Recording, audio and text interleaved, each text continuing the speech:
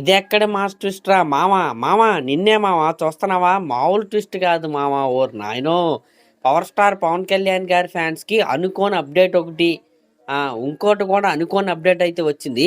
మామూలు అప్డేట్స్ కాదనమాట, బుర్ర పాడైపోయే అప్డేట్స్ అయితే ఇప్పుడైతే వచ్చినాయి. ఒకటి బాగా ఆనందపడే అప్డేటు, ఇంకోటి కూడా ఇంకా బాగా ఆనందపడే అప్డేట్స్. వాటి గురించి అయితే ఇప్పుడైతే మాట్లాడుకుందాం. ఫస్ట్ది బుర్ర పాడైపోయే అప్డేట్ అనమాట.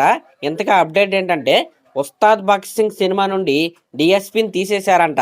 డిఎస్పీకి అవమానం, ఇలాంటి హెడ్లైన్స్ అయితే రేపైతే వస్తాయి. కానీ అది అవమానం కాదు, చీపురు కట్ట కాదు, ఏమీ కాదు, అదొక స్ట్రాటజీ అనమాట. ఇంతగా బుర్రపాడైపోయే ట్విస్ట్ ఏంటంటే ఈ ఉస్తాద్ భగత్ సింగ్ సినిమాకి ఆల్రెడీ సాంగ్స్ అన్నీ కూడా మన డిఎస్పి ప్రసాద్ గారు దేవిశ్రీ ప్రసాద్ గారు అయితే కంపోజిషన్ అయితే చేసేసారు. కానీ సినిమా యొక్క బ్యాక్గ్రౌండ్ స్కోర్ వర్క్ అయితే ఇంకా అవ్వలేదు, ఇంకా చాలా ఉందన్నమాట. దాన్ని డిఎస్పి గారితో కాకుండా మన తమనన్నతో కొట్టించే ప్రయత్నం అయితే జరుగుతుంది. అవును, మీరు విన్నది నిజమే. ఉస్తాద్ భగత్ సింగ్ సినిమాకి బ్యాక్గ్రౌండ్ స్కోర్ చేసేది మన తమనన్నే. మన తమనన్న పవన్ కళ్యాణ్ గారి కాంబో ఏదైతే ఉందో అది ఎంత పవర్ఫుల్లో నేనైతే ప్రత్యేకంగా చెప్పాల్సిన అవసరం అయితే లేదు. ఒక వకీల్ సాబ్ ఆ మెట్రో సీన్ దగ్గర బ్యాక్గ్రౌండ్ స్కోర్ కొడతాడు, దొమ్మలు అదురుతాయి అనమాట. అలాంటి క్లాస్ సినిమాలో కూడా మాస్ బీజిఎం అయితే కొట్టాడు. ఇంకా నెక్స్ట్ భీమ్లా నాయక్, రే డానీ బయటికి రారా నా కొడాక, అప్పుడు వచ్చే బ్యాక్గ్రౌండ్ స్కోర్ కావచ్చు. నెక్స్ట్ బ్రో సినిమాలో పవన్ కళ్యాణ్ గారి థీమ్ మ్యూజిక్ కావచ్చు. నెక్స్ట్ రీసెంట్గా వచ్చిన ఓజీ సినిమా బ్యాక్గ్రౌండ్ స్కోర్ కావచ్చు, సాంగ్స్ కావచ్చు. ఇలాంటి అల్ట్రా మాస్ ట్రాక్ రికార్డ్ ఉన్న కాంబో మరొకసారి అయితే రిపీట్ అవుతుంది. మన పవన్ కళ్యాణ్ గారిది, అలాగే ఎస్ఎస్ తమన్ గారిది. ఈ ఉస్తాద్ భగత్ సింగ్ సినిమాకి బ్యాక్గ్రౌండ్ స్కోర్ అందించేది మన తమన్ గారే. త్వరలోనే అఫీషియల్గా అయితే చెప్తారు. నిజంగా ఈ మూవ్ ఏదైతే ఉందో నేనైతే దీనికి 100కి 1000 మార్కులు అయితే ఇస్తా. ఈ మధ్యకాలంలో డిఎస్పి గారు అంత ఇదిగా మంచి మ్యూజిక్ అయితే ఇవ్వట్లేదు, బ్యాక్గ్రౌండ్ స్కోర్ కూడా అంతంత మాత్రంగానే ఉంటుంది. అందుకే పాన్ ఇండియా సినిమా అయిన పుష్ప 2 కూడా సుకుమార్ గారు డిఎస్పి గారు అంత క్లోజ్ ఫ్రెండ్స్ అయినప్పటికీ కూడా సుకుమార్ గారు అయితే వేరొక మ్యూజిక్ డైరెక్టర్తో ఆ బ్యాక్గ్రౌండ్ స్కోర్ని అయితే చేపించుకున్నాడు. మళ్ళీ ఉస్తాద్ భగత్ సింగ్ సినిమా విషయంలో కూడా అదే జరగబోతుంది. DSP is all set to replace by తమనన్న అనమాట. ఓన్లీ బ్యాక్గ్రౌండ్ స్కోర్ వరకే. బ్యాక్గ్రౌండ్ స్కోర్ వరకు మన తమనన్న అయితే చూసుకుంటాడు. సాంగ్స్ ఆల్రెడీ కంపోజిషన్ అయితే పూర్తి అయిపోయింది. అయితే బ్యాడ్ మ్యూజిక్ ఇవ్వటం వల్ల డిఎస్పి గారిని రీప్లేస్ చేశారా, లేకపోతే సినిమా ప్రీపోన్ అయ్యిద్ది అనే ఆలోచన అయితే మైండ్లో పెట్టుకుని త్వరగా వర్క్స్ అవుతాకి ఇలా తమనన్నని పెట్టుకున్నారనేది మనం అయితే వెయిట్ చేసి అయితే చూడాలి. ఒకసారి అయితే ఆలోచించుకుందాం. ఎందుకంటే ఈరోజు ఆల్రెడీ పొద్దున్నే ఒక న్యూస్ అయితే వచ్చింది. టాక్సిక్ సినిమా అయితే పోస్ట్ పోన్ అయిపోయింది. మార్చి 19 ఉగాది అనమాట. మన తెలుగు వాళ్ళందరికీ ఒక పర్వదినం, అది మన తెలుగు సంవత్సరాది. ఆ రోజు మ్యాక్సిమం మనం పండగని చాలా భారీ ఎత్తులో చేసుకుంటాం, ఇంకా సినిమాలకు కూడా వెళ్తూ ఉంటాం. అలాంటి డేట్ని వదులుకోవటం మన ఉస్తాద్ భగత్ సింగ్ సినిమా టీంకి అయితే అసలు ఇష్టం లేదు.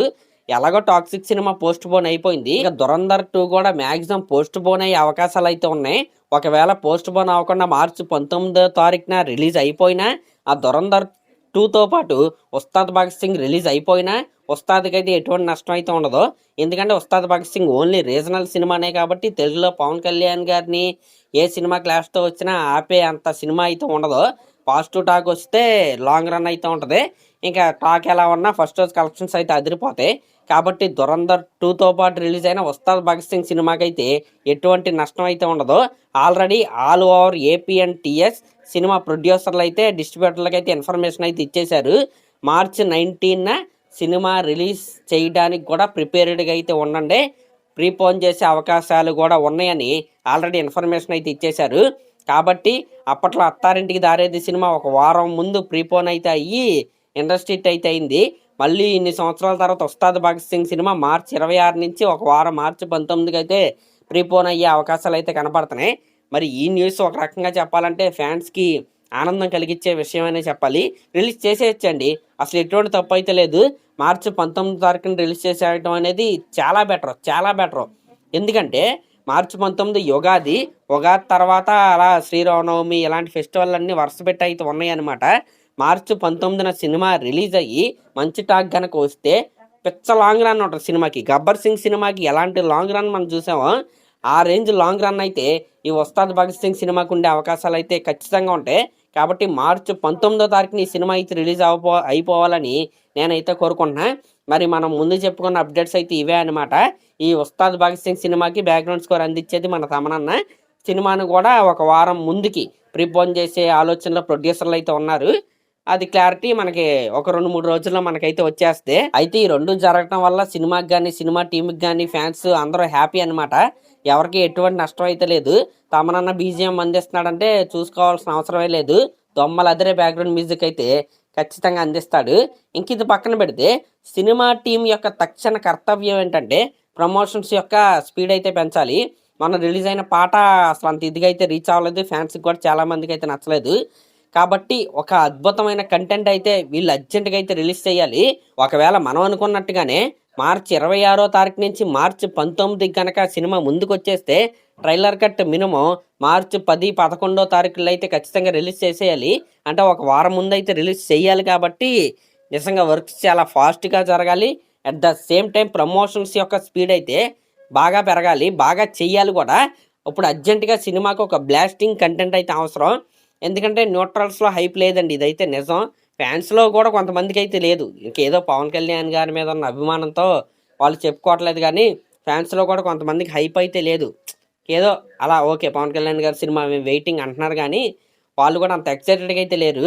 కాబట్టి ఒక అద్భుతమైన కంటెంట్ అయితే హరీష్ శంకర్ గారు మీరైతే రిలీజ్ చేయవలసిందిగా నేనైతే కోరుకుంటున్నా. అద్భుతమైన కంటెంట్ అంటే ఒక ఫస్ట్ హాఫ్ సెకండ్ హాఫ్ ఏమి రిలీజ్ చేయాల్సిన అవసరం అయితే లేదు. ఆల్బమ్ మంచి ఆల్బమ్ ఉంది. మొన్న రిలీజ్ అయిన పాట లాంటిది కాకుండా ఒక మంచి ఊపి తెప్పించే పాట, లేకపోతే ఒక నిమిషం టీజర్ కట్ లాంటిది ఒక మంచి డైలాగ్ అయితే పెట్టి రిలీజ్ చేస్తే సోషల్ మీడియా తగలబడిపోవాలన్నమాట అది రిలీజ్ అయిన తర్వాత. అలాంటి కంటెంట్ కనుక ఒకటి వదిలేరా ఆల్ సెట్ ఫర్ రిలీజ్. ఒకవేళ 1 వీక్ ప్రీపోన్ అయినా సరే ఎటువంటి నష్టం అయితే ఉండదు. ఎందుకంటే ఆ రోజు ఎలాగో హాలిడే ప్రీమియర్ చేసుకుంటే సూపర్ బంపర్ ఓపెనింగ్స్ అయితే వచ్చేస్తాయి. కాబట్టి అదన్నమాట మ్యాటర్. మార్చి 19న రిలీజ్ కావాలంటే సినిమా అన్ని వర్క్స్ అనుకున్న టైంకి అయితే అయిపోయి, అది ఆర్ఆర్ కావచ్చు, పోస్ట్ ప్రొడక్షన్ పనులు కావచ్చు, ఎడిటింగ్ కావచ్చు, అన్నీ అయిపోతే ఖచ్చితంగా మార్చి 19వ తారీఖున ఈ సినిమా అయితే రిలీజ్ అయిపోద్ది. అఫీషియల్గా అయితే అనౌన్స్ చేస్తారు. ఒకవేళ వర్క్స్ ఇంకా లేట్ అవుద్ది అని కనుక అనుకుంటే ఒరిజినల్ డేట్కి ఈ సినిమా అయితే వస్తే, ఏదేమైనా సరే మన క్లారిటీ రాబోయే రోజులు అయితే వచ్చేస్తే దేనికైనా సరే ఫ్యాన్స్ అయితే రెడీ అయిపోండి.